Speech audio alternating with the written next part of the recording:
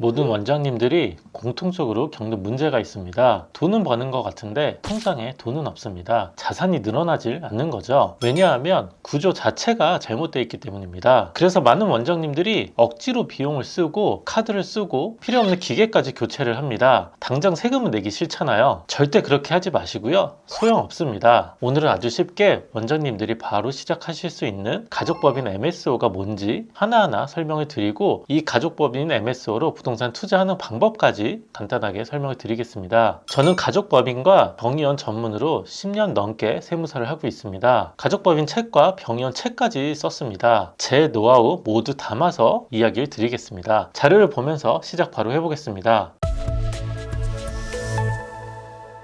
제가 오늘 이 영상 10분 안에 모두 다 설명을 드리겠습니다. 최근 세무조사는 어떤지, 주요 적발 사례와 리스크 먼저 말씀을 드리고, MSO 가족법인이 뭔지, 그리고 절세 전략 설명을 드리고, 가족법인으로 부동산 투자하는 방법까지 알려드리고, 마지막으로 실제로 어떻게 해야 되는지 이렇게 말씀을 드리겠습니다. 그래서 오늘 영상 끝까지 보시면 리스크는 어떤 게 있는지, 그리고 가족법인 MSO 어떻게 해야 되는지, 부동산 투자까지 모두 다 알 수 있으니까 끝까지 한번 보시면 진짜 도움 되실 겁니다. 우선 최근 트렌드 하나 보겠습니다.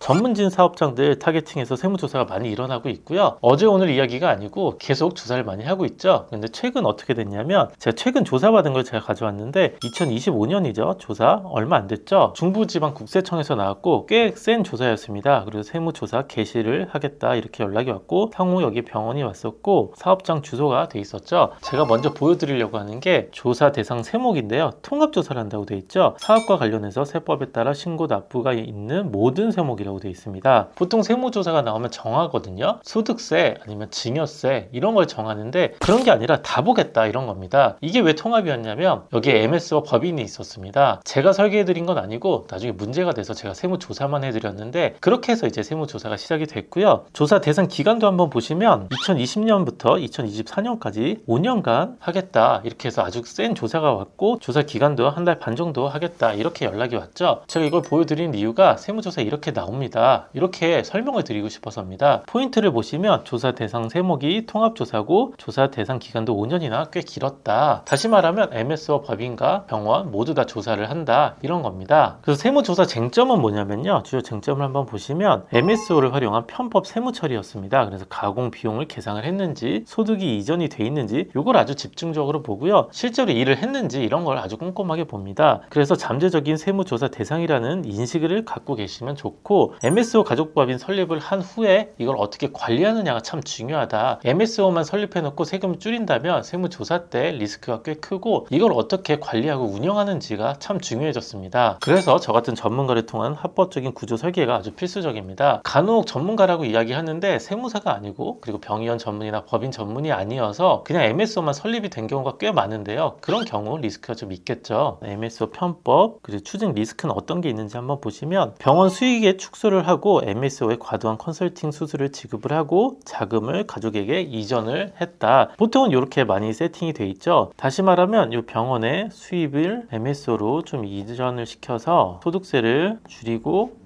법인세로 내겠다 뭐 이런 구조인데, 요거는 이제 보시면 과도한 컨설팅 수수료를 지급을 해서 탈세를 한 거다 이렇게 된 거고요. 국세청이 어떻게 받는지 보시면, 제공된 용역 가치가 수수료에 현저하게 미치지 못했고, 동종업계 통상 수수료율 한 5에서 10% 정도를 크게 초과를 했다. 그래서 일도 안 했고 수수료도 너무 비쌌다 이런 이야기죠. 처분 결과는 소득세 추징이 됐고, 이 가족들한테 자금이 이전됐으니까 증여세 추징도 되고 가산세까지 부과가 될 수가 있습니다. 이렇게 리스크가 있는데 세무조사가 나오는데 MSO 하지 말아야 될까요? 그런 건 아니고요. 잘 하시면 되겠죠. 전문가와 함께 잘 하시면 되고, 우선은 간단한 메커니즘을 한번 보겠습니다. 개인 사업자, 우리 병원이죠. 병원은 개인 사업자밖에 안 되니까 여기에서 보통 이제 최고세율 40%에서 한 45% 이게 적용이 될 겁니다. 비용 처리를 아무리 한다고 해도 상대적으로 제한적이고 세금이 꽤 많이 나오죠. 이거를 이제 가족법인 MSO를 설립을 시켜서 수익을 좀 전환을 시키는 거죠. 여기에 수익이 생기고 여기에는 비용이 생기겠죠. 그래서 비용 처리를 해서 소득세 소득세 낮추고 법인세로 약간 정도 내겠다. 법인세 보시면 내년부터 10% 또는 20% 정도 적용이 되니까 45%에 비해서 아주 낮죠. 그래서 이 정도 세금으로 이제 좀 커버를 하겠다. 이런 구조고요. 그리고 여기에서 대표 급여와 상여 같은 거 세팅할 수 있고 복리후생비 그리고 주주를 구성을 잘 시키면 소득 분산까지 된다. 성공 실패 사례 다시 한번 보겠습니다. 이렇게 똑같이 구조는 세팅했더라도 실패하는 사례가 있는데요. 보시면 페이퍼 컴퍼니로만 운영이 됐다. 그래서 용역이 없었다. 이게 아주 결정적이었고 과도하게 수수료를 측정을 해놨다. 비합리적인 비용 처리를 해놨다.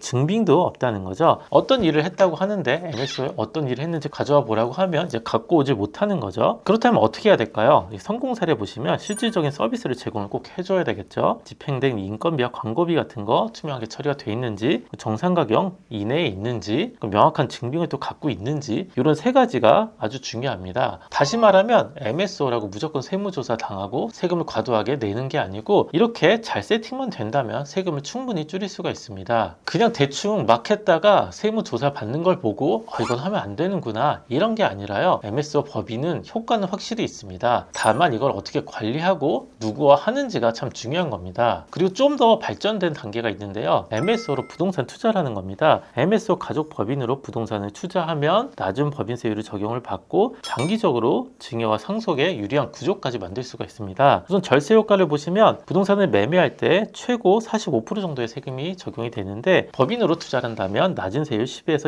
20%만 적용이 되니까 양도 차익에 대해서 몇 억 정도 차이가 납니다. 자산 관리 측면에서도 좋은데요. 이미 병원 원장님들은 소득세를 많이 내고 있잖아요. 근데 임대소득까지 합쳐지면 세금이 엄청납니다. 이걸 이제 법인으로 옮겨줘서 임대소득과 건보료까지 줄일 수 있는 구조를 만드는 거죠. 그리고 상속과 증여 설계를 미리미리 해놓는 겁니다. 가족법인 MSO가 부동산을 산 다음에 이 자산이 늘어나면 그 지분 비율대로 증여가 되는 효과가 있습니다. 이렇게 자연스럽게 증여하는 절세 전략을 수립할 수가 있습니다. 그런데 이것도 막 하시면 안 되고요. 설립부터 투자까지 전문가와 함께 꼭 하셔야 되고 여기에 함정도 많고 저한테는 이 노하우가 참 많이 있습니다. 이걸 같이 세팅하면 좋겠죠. 그리고 임대뿐만 아니라 병원의 사옥으로 활용을 할 수가 있는데요. 첫 번째는 가족 법인 명의로 이제 부동산을 취득을 하는 거죠. 그럼 더 좋은 게 대출이 한 80% 정도 나옵니다. 개인에 비해서 훨씬 많이 나오고 미성년 주주가 참여를 해서 자연스럽게 증여가 될 수도 있고 다만 단점이 하나 있을 수 있는데 취득세 중과 가능성이 좀 있긴 합니다. 4.6% 이게 기본 세율인데 9.4%가 적용이 될 수 있다. 이런 것도 체크를 하셔야 되겠죠. 그런데 이 차이는 한 몇 년 정도, 한 2, 3년 정도 되면 충분히 단점을 극복할 수 있고요. 이렇게 가족 법인이 부동산을 매입한 다음에 해당 건물에서 병원을 운영을 하는 겁니다. 그럼 어떻게 되죠? 가족 법인이 부동산을 갖고 있고 병원에 임대를 주는 거죠. 그래서 이 가족 법인을 세팅한 다음에 병원에 임대를 주고 임대료를 이렇게 주시면 되겠죠. 이렇게 세팅이 되는 겁니다. 그래서 임대료는 가족 법인이 확보를 하고 건물의 가치 상승분은 자연스럽게 증여가 되겠죠. 이렇게 구성이 되는 겁니다. 어차피 월세 낼 거 가족 법인한테 내고 가족 법인은 이자 제외하고 수입이 생기겠죠. 이렇게 이제 자연스럽게 세팅이 가능합니다. 다만 이때도 중요한 게 MSO 가족 법인 리스크 관리가 좀 돼야 됩니다. 어떤 관리가 필요하냐면요. 처음에 자본금 납입할 때 증여가 되지 않는지 확인이 돼야 되고 역할 분담이 좀 돼야 됩니다. 가족 구성원들이 임원이 있다면 임원들은 어떤 역할을 할지 이런 걸 좀 설계가 필요하고 전문가와 이제 협업을 해서 마케터와 세무사, 변호사 이런 전문가들과 모두 다 이제 법적인 것 확인을 해서 이제 설계가 필요하겠죠. 그리고 세무 진단을 통해서 리스크가 없는지 계속해서 점검을 해야 됩니다. 제가 솔직하게 말씀을 드리면 MSO 가족법인이 리스크가 없진 않습니다. 세무조사가 나올 수는 있는데 요즘 최근 트렌드는 세무조사가 나와도 충분히 방어가 가능할 정도로 운영을 하는 게 오히려 더 장기적으로 세금을 줄일 수 있는 방법입니다. 그럴 때 중요한 게 MSO 가족법인 처음부터 어떻게 세팅할지 그리고 투자를 어떻게 할지 운영을 어떻게 하고 관리를 할지 그리고 세무조사가 나왔을 때 이걸 어떻게 대응을 할 수 있는지 이런 통합적인 솔루션이 필요합니다. 그런 방법들 궁금하시면 제가 댓글에 또 링크 남겨두겠습니다. 추가로 확인 한번 해보시고요. 궁금하시면 댓글이나 저한테 상담 요청 주시면 제가 직접 설명드리겠습니다. 아까운 세금 그냥 내지 마시고요. 저랑 함께 구조 짜서 세금 줄여보면 더 좋지 않을까요? 다음에도 좋은 영상으로 찾아뵙겠습니다.